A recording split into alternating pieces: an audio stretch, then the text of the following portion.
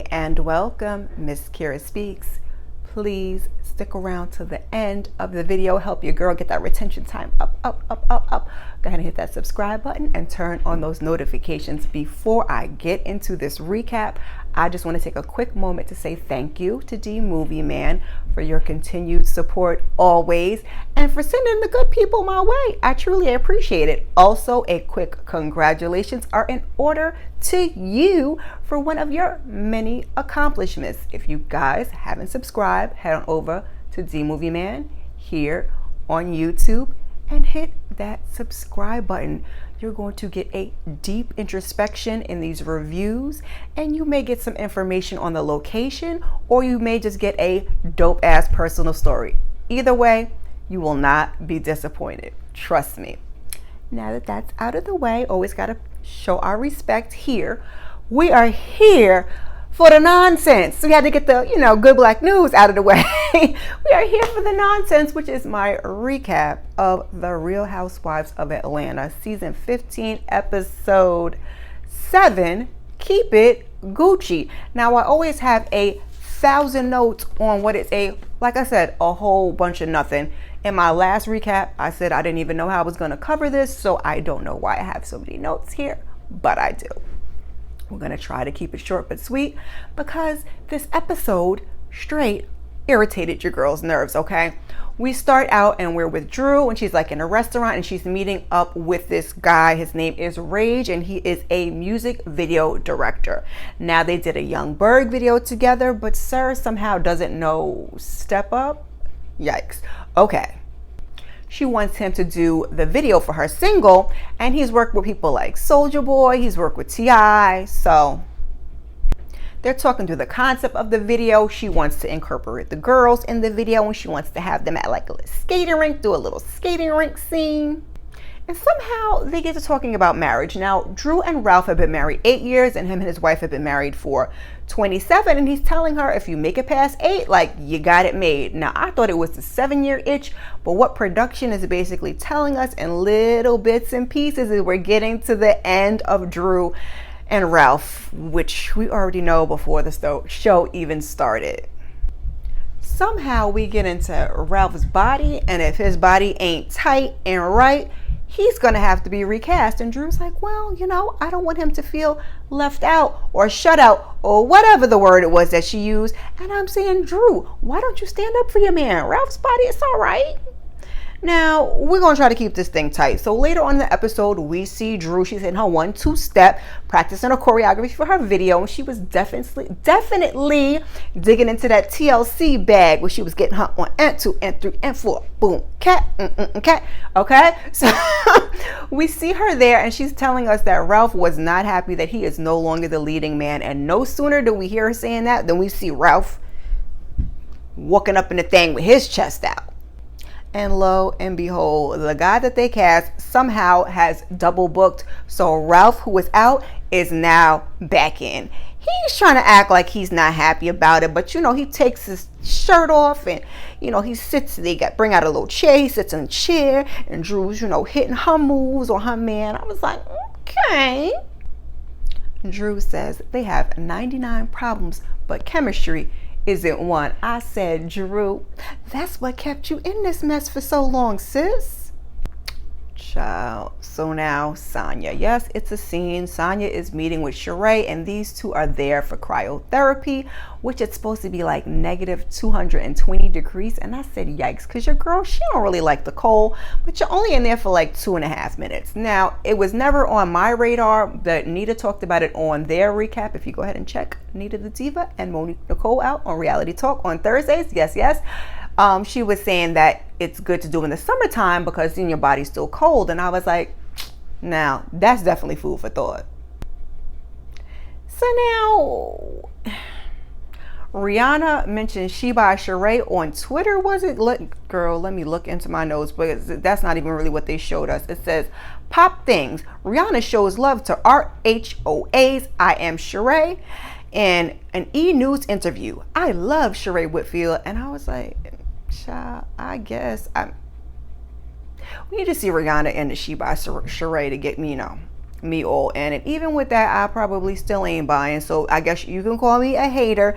Same way she was calling Kandi a hater in her confessionals. Always gonna bring it back to Kandi for what? I don't know. Because Kandi didn't even say all that. But anyway, after the treatment, they sit down for a little girl talk.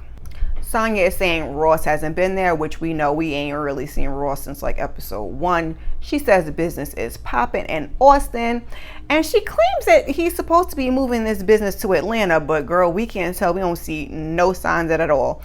And Sheree's like, well, how are you gonna make a baby? They shouldn't. They should not be making no babies. And then they take the conversation to beat the bomb, which was, I believe, last episode. So Sonya doesn't understand why everyone left, after Kandi left. And she says the group feels divided because the group is divided. It's shenanigans and partial shenanigans, if you ask me. And they didn't want to be there, Sonya. Like, come on. Anyway, you was a friend of the show, and I'm not even going to get into that. Sheree says she gets along with everybody for the most part. Okay. And she's trying to put something together so they can make it Gucci. So she's going to have a brunch, but before this brunch, Sonya says she wants to sit down and talk to Kandi. She thinks that Kenya and Drew put some sauce on what they told her. No, Sonya, they ain't put no sauce on it. You weren't there for the incident that happened with Marlo and Drew, so Drew told it from her perspective, and it wasn't really wrong. It wasn't no sauce put on that. It wasn't no sauce on nothing that Kandi said. Just their accounts. I digress. She wants Kandi and Marlo to have a conversation, and she feels that Marlo is valid.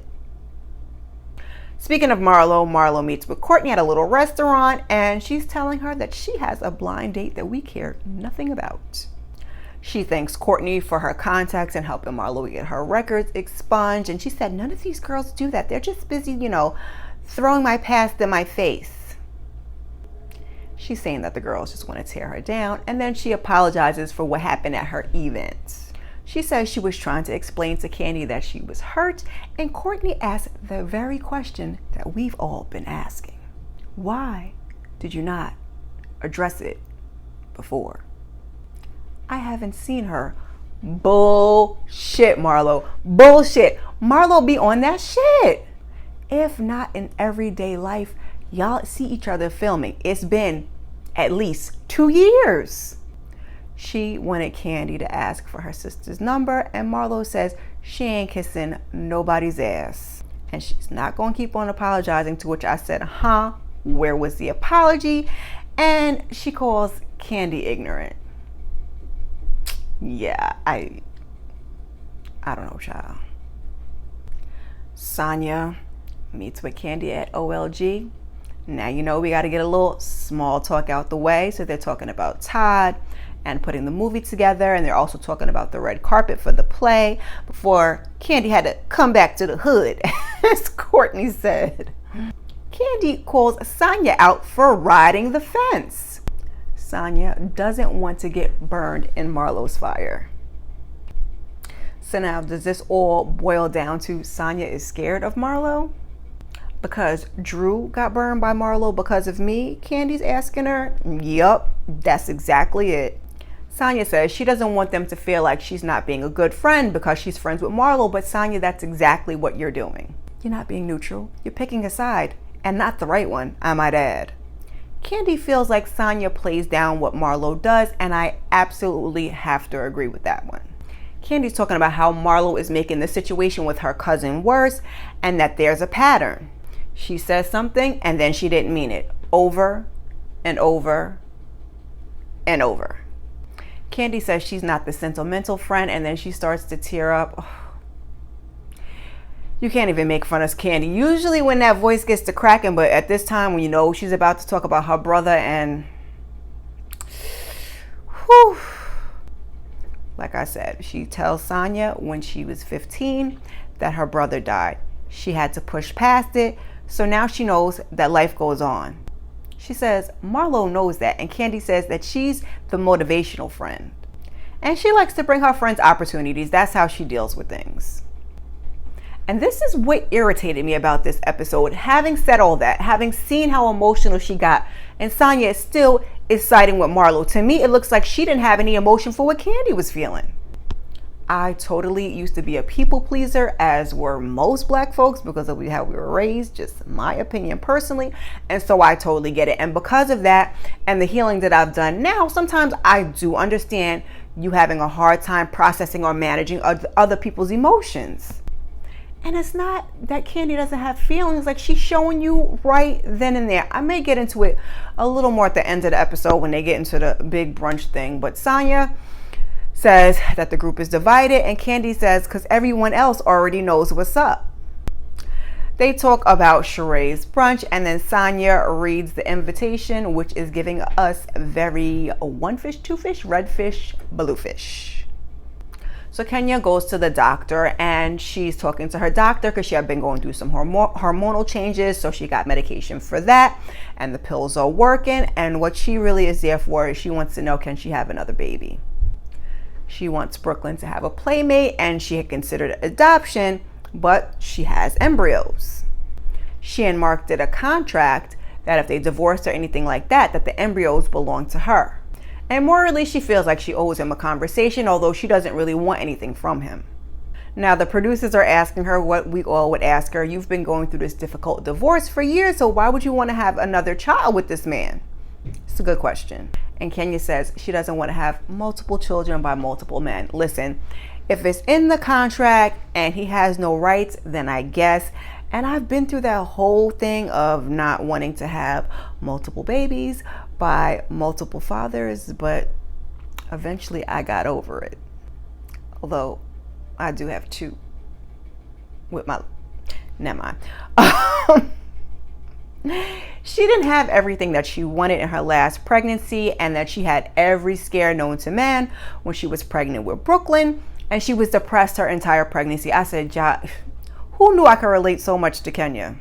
She says she knows that they're a risk, and the doctor runs them down and reminds her that her pregnancy was one of the scariest that she's ever seen.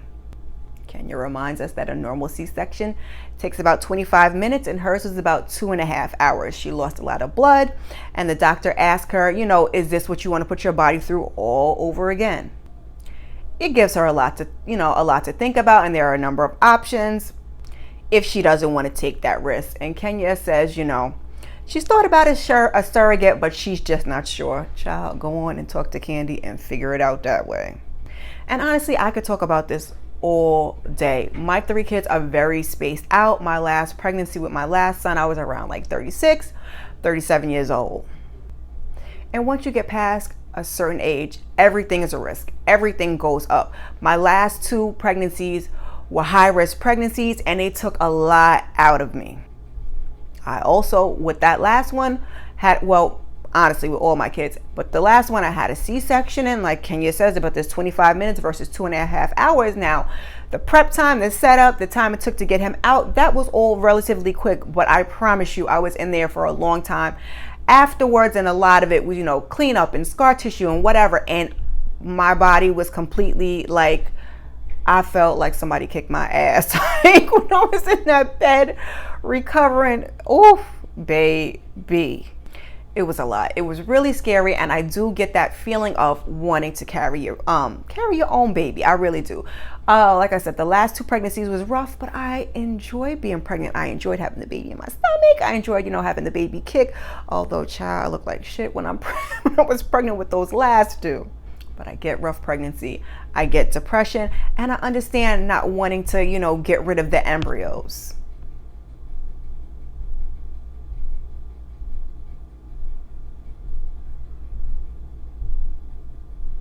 Like, nobody wants to destroy them, but you don't want to donate them and have a whole bunch of kids running around. Not that I personally can relate, but I have people that have been in a similar situation. And if she can figure all of this out, because I didn't even make this a recap this long, getting into all my personal business, but if she can make all of that work out, then maybe surrogate is the best route if she really does want to have another baby. If not, maybe just get Brooklyn a dog. But she already has a dog, child.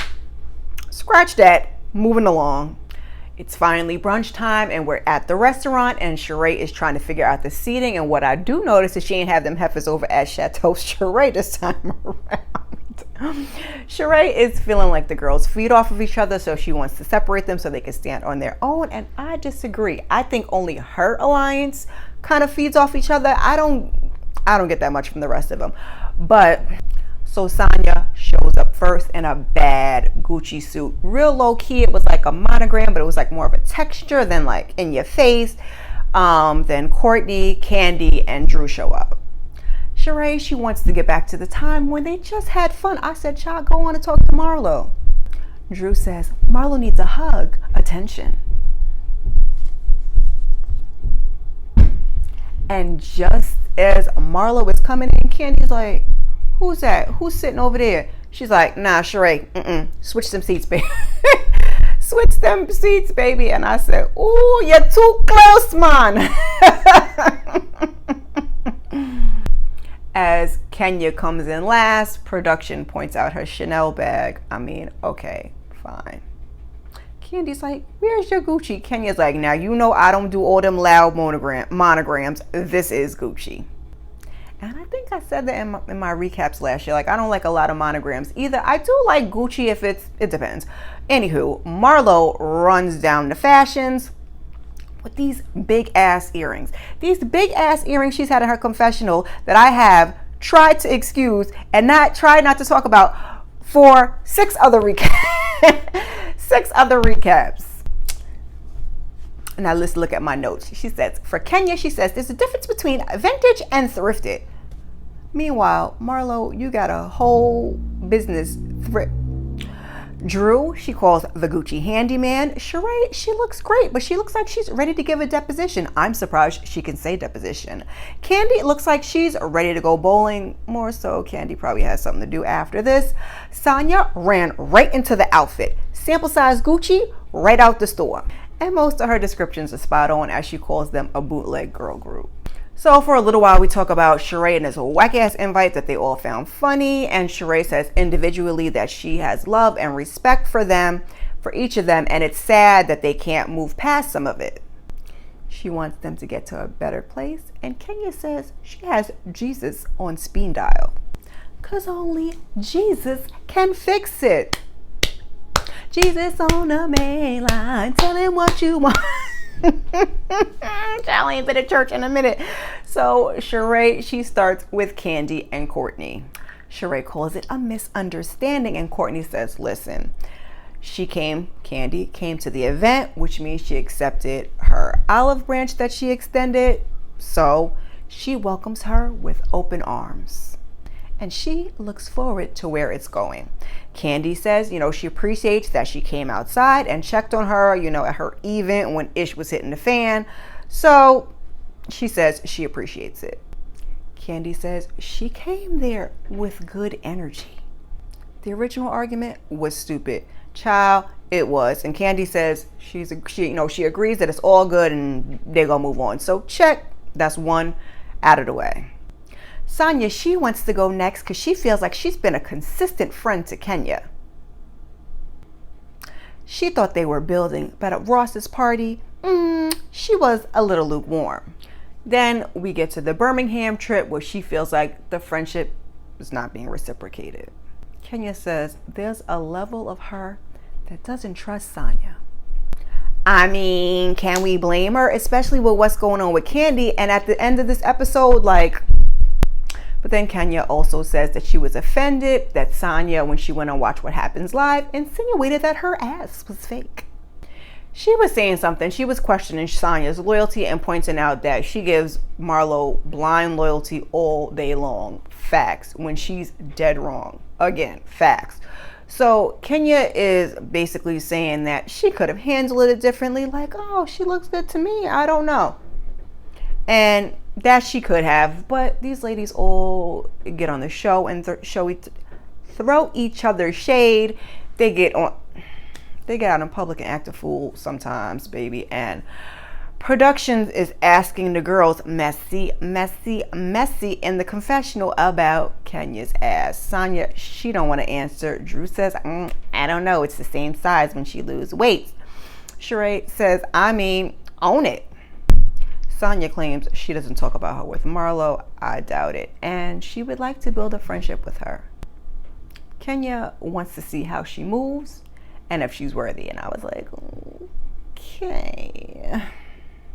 So here comes Sonya putting her cape on for Marlo. So is there no resolve with Marlo?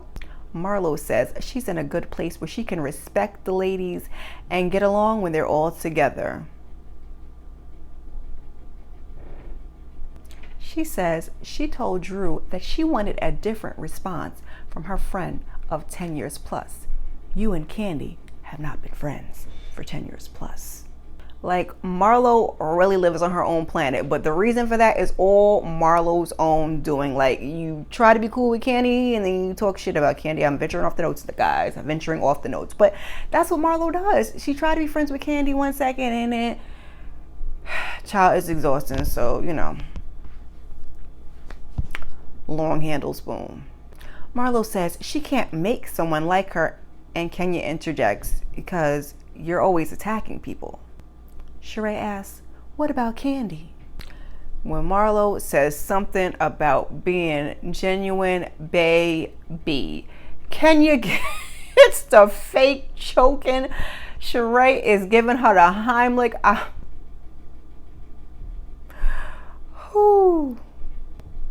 Baby, it was a mess. Kenya said, I had a little bullshit stuck in my throat. Candy is telling her that she's not genuine and that she wouldn't want her name or her business or her brand, I can't remember which one she used, attached to a murder. No one would. And Marlo's like, I didn't bring it up. Drew did. And I believe from what I've heard, they all were asked to bring it up. And Drew, I guess, accepted the challenge. And here we are. She says when it came up, it struck something, and I was laughing because Drew was like, oh, not her trying to get me all wrapped up in her trick. I was like, yeah, Drew, she really was. Marlo says, like, no one is letting me speak. Kenya is playing her fake violin, and Drew's trying to, you know, tell what happened from her perspective. Marlo, she's getting a little annoyed, but Candy's really is trying to hear her out. She's like, she didn't help with the funeral and she knew what was going on, referring to Candy. Because, you know, Marlo, Sheree talk about other people speaking up for Candy when she was speaking up for Marlo. Child. So Candy hates that she's dragging it. The issue is, what type of friend are you? Here we go again with that bullshit. In the confessional, Sheree is saying that Kenya and Drew won't let Marlo talk. And the thing is that Sheree wants to imply, like I just said, that they're speaking up for Candy, but each of them had their separate issues with Marlo. Marlo says she is going to the bathroom, and as she's walking out, Kenya's like, you the last person I need respect from, bottom rung bitch. I said, ooh. So Marlo, she's heading outside, all while saying how disrespectful Kenya is. And, yes, but also, so are you, Marlo. Sheesh. So Sheree, she follows her outside, and here go Marlo in the confessional. I thought I was coming to brunch, not my crucifixion. She can't pronounce things correctly, but calling Candy ignorant. Yeah. So Marlo and Sheree talk about how disrespectful Kenya is, and Sheree's like, well then, just don't speak to Kenya. Marlo doesn't want that energy on her python Gucci, and I said, snakeskin, how fitting. So they head on back inside. So when they get in there, Sheree asks Kenya to please let Marlo speak. Don't butt in, don't say nothing. My nephew being murdered has nothing to do with you. We know. Marlo says that she just got pushback from her family, which I strongly doubted. She's looking for condolences. And when Sonya tries to chime in, Candy tells her that she doesn't need her to be Marlo's lawyer. And that's what I was saying. I said I was going to get into it further, but I'm not. Sonya just pissed me all the way off in this episode. And a lot of this had to do with the conversation they had earlier in the episode. Candy says, F them flowers. That's what she has to say about it. F her and F those flowers. Candy got old Rick James No flowers. Can you be mad though? I can't. Had a good old little kiki. So Marlo and Candy, they go back and forth a little bit, but this episode, Candy is determined not to let Marlo get to her, and kudos to you because she's about to smash her face in the whole last episode. Sheree says, listen, things didn't go how she wanted, but they did have some good movement. In the confessional, we get Sheree giving herself a pat on the back. And that's basically where the episode ended, child.